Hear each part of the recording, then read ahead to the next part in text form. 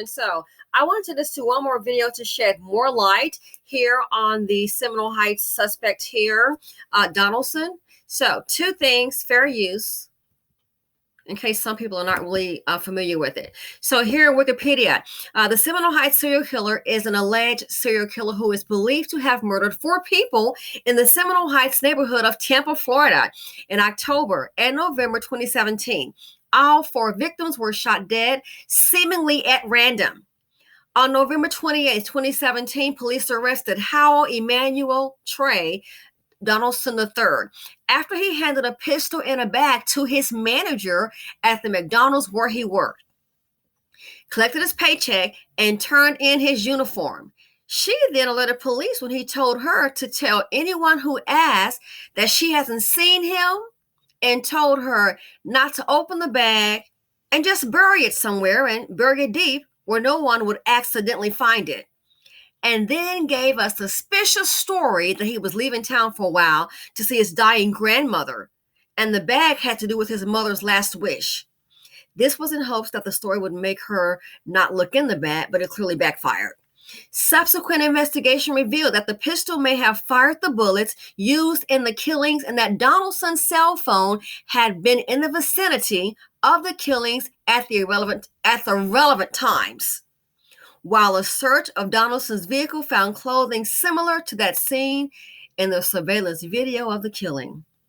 On that basis, police charged Donaldson with 4 counts of murder. Donaldson stated that the pistol belonged to him, but did not state whether he had committed the killings. Donaldson was indicted on the charges December 7, 2017. He pleaded not guilty to all charges 5 days later. On January 23, 2018, Hillsborough State Attorney Andrew Warren announced that the state would seek the death penalty against Donaldson. So he wants the McDonald's manager, a woman, and he worked at a McDonald's in Ybor, which I've been to Ybor City. Yeah, so that McDonald's, that little section seems to be heavily populated with black people. So I've stopped at that little place before. I really think, I'm sure it's a black manager. That's all you see working there, okay? So it goes to show you that no matter what, the Dusties, they're so used to being coddled by their mammy, and he's got mammy and pappy. You're going to sit up here and try to put her job on the line to go ahead and incorporate her into the, quote, alleged crime. So check this out. Check this out. Fair use. More from the suspected Seminole Heights serial killer. As we go through the hours and hours of interviews released, we are learning a lot more about what Howell Donaldson III claims he knew about those murders. Amanda Shivari joining us now with what she's found. One of the things that really stood out to me going over that interview between detectives and Donaldson is how calm the 24-year-old was for hours. But when he first was picked up by police, he seemed almost in a rush to get out of town. I hear you. The only thing was, I'm just trying to get out of here so I can go back to school. Okay. That's it. And if you guys, I'll stay in here. You guys can escort me to the airport, and I'll just have my father come pick up the car. I'm just trying to get my education. I just want to further my career. I just want to do good in the world. But investigators say that Howell Donaldson III is responsible for killing Benjamin Mitchell, Monica Hoffa, Anthony Naiboa, and Ronald Felton. The interview starts with Donaldson and detectives talking about basketball, but several hours in, it turns into an interrogation. What do you know about what's going on? There's a serial killer. That's the first time anyone in the interview says the words serial killer. Donaldson says he only knows what he's heard from his co-workers at the Ybor McDonald's. Detectives then tell the 24-year-old they can link his cell phone to the areas of the murders at the times of the murders. Probably just, I don't know. Probably just went to a friend's house.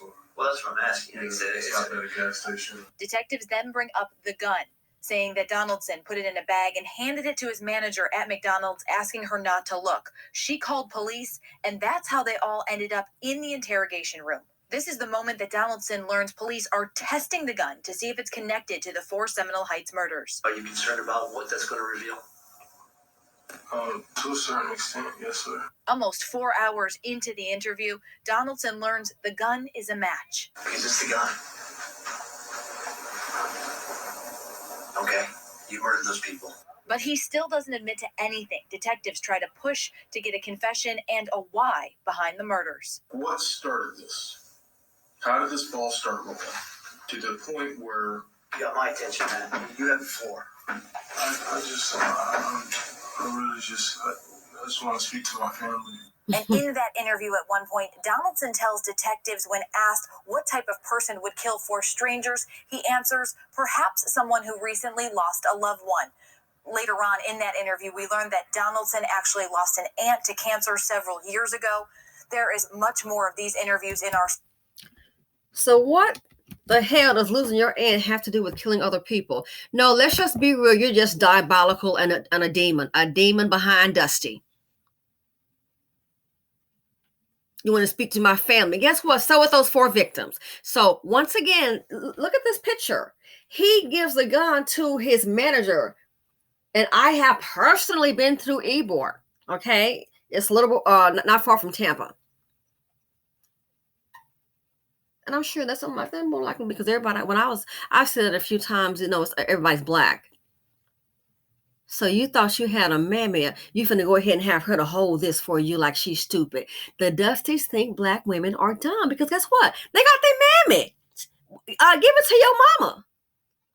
Give it to your mama to hold. Give it to your daddy. Now I'm going to go ahead and use this black woman. And I'm so glad she did the right thing. Turn it into the police. So you wonder why they have the death penalty? I just did this video. Let me go ahead and stop this one here because I want you guys to see the follow-up. This is why the death penalty is there. That woman did the right thing and turned it in. So, gee, the gun seems to match the bullets. And, oh, my gosh, his cell phone seems to ping in the area. And, oh, my gosh, the clothes they have a video of the person running with some khaki pants on. Wow, he got the same kind of outfit found in his car. What are the odds? Now you see why I haven't heard the attorneys go, my client is innocent. I'm looking forward to our day in court. If you give him the death penalty, he's going to be an innocent man. Bull crap. This fool is done. This dust bucket is done. But I want you to just pay attention. Look how they have a history of always trying to use black women.